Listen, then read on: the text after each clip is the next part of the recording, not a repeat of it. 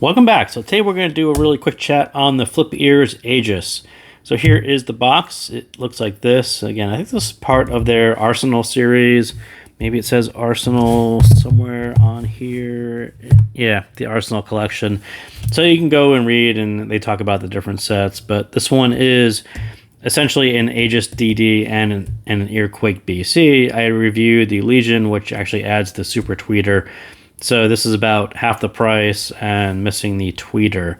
But look-wise, I think these are very, very similar in style. This one just has a different kind of faceplate, but still the same kind of 3D design on the faceplate. Really, really nice cable. This is kind of the whole case that it comes in. This comes inside of this, and very, very nice stuff. So let's quickly talk about Aegis, and maybe we'll talk about kind of the difference between the two, at least on the graph. And I'll say, I don't know if it's the same exact dynamic driver. I'll say the level is really close to Legion, but my gut says they're probably not the same dynamic driver. It's hard to tell because you hear everything all at once, and this one has the same bass level but less treble, so it sounds a little bit different. It sounds kind of heavier and not as maybe punchy or tight as I think Legion sounds. Just kind of a different sound to it, and maybe it's just dynamic driver, maybe it's just kind of the effect of the balance and how it responds. But yeah, between the two, very, very heavy bass response, just much more of a relaxed version of treble on Aegis, and that just gives it a heavier sound.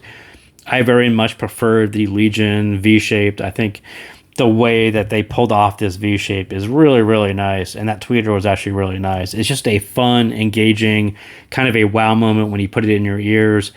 On Aegis, it's like, it's kind of has a lot of bass. It sounds very heavy. It wasn't exactly a wow moment. It was like, this sounds kind of heavy, and I wouldn't mind a tweeter popped into it. But again, this one's about $480, and it is the Aegis DD plus the Earquake bone conduction. And just kind of what I said, Legion versus Aegis, I will definitely pick Legion. I am a V-shaped fan. Legion with the tweeter is the most fun I've heard in a while. Aegis is more like a half V. You have this really heavy bass boost, but it's really missing kind of the energy that Legion did really, really well. Like, they did a really, really nice job on that. It's a really, really fun V. This is kind of like the half V is how I would describe it. A lot of the engagement and energy is kind of missing from Aegis. Aegis just sounds heavy without the upper balance to it. So would I spend $850 or $480? I would say if I was looking at Aegis, I would probably pay less and pick up a bass heavy relaxed treble set, maybe that Neo 3 that I talked about that I didn't really care for all that much. But as far as a really heavy bass, and then like Neo 3 probably has almost the same bass response. It has kind of the plateau here in the upper mids, and then again, it has kind of a relaxed version, but it has kind of a different driver configuration. It wasn't quite the same sounding, but not all that far from this idea of bass heavy and relaxed treble.